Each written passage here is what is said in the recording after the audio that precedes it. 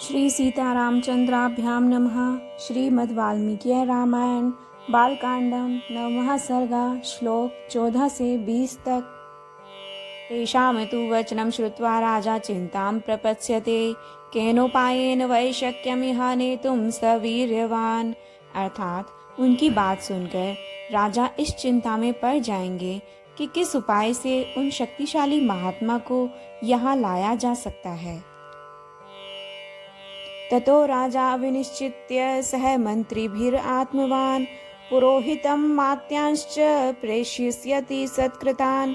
अर्थात फिर वे मनस्वी नरेश मंत्रियों के साथ निश्चय करके अपने पुरोहित और मंत्रियों को सत्कार पूर्वक वहां भेजेंगे। ते तु राज्ञो वचः श्रुत्वा व्यथिता विनतानना न गच्छेम ऋषिताम अनुनेष्यन्ति तं नृपम्। अर्थात राजा की बात सुनकर वे मंत्री और पुरोहित मुंह लटकाकर दुखी हों यों कहने लगे कि हम महर्षि से डरते हैं, इसलिए हम वहां नहीं जाएंगे। यों कहकर वे राजा से बड़ी अनुनय विनय करने लगे।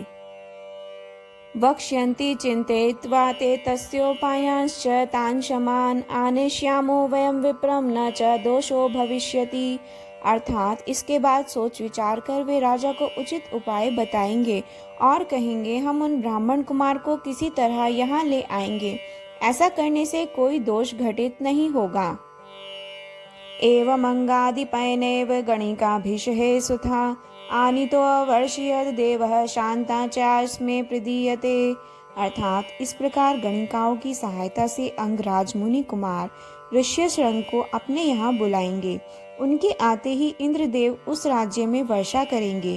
फिर राजा उन्हें अपनी पुत्री शांता समर्पित कर देंगे। शशृंगस्तु जामाता पुत्रांस्तव विधास्यति सनत कुमार कथितम् एतावद् व्याहृतं मया। अर्थात इस प्रकार ऋष्यशृंग आपके जामाता हुए, वे ही आपके लिए पुत्रों को सुलभ कराने वाले यज्ञ कर्म का संपादन करेंगे। यह सनत कुमार जी की कही हुई बात मैंने आपसे निवेदन की है। अथर्यष्टो दशरथः सुमंत्रं प्रत्यभाषत यथर्ण्यशृंगस्तवानीतो येनोपायेन सोच्यताम्। अर्थात यह सुनकर राजा दशरथ को बड़ी प्रसन्नता हुई। उन्होंने सुमंत्र से कहा, मुनि कुमार ऋष्यशृंग को वहां जिस प्रकार और जिस उपाय से बुलाया गया वह स्पष्ट रूप से बताओ।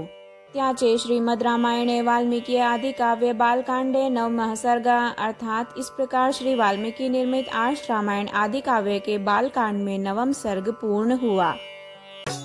जय जय राम सीता राम, जय जय अवधपति श्री राम।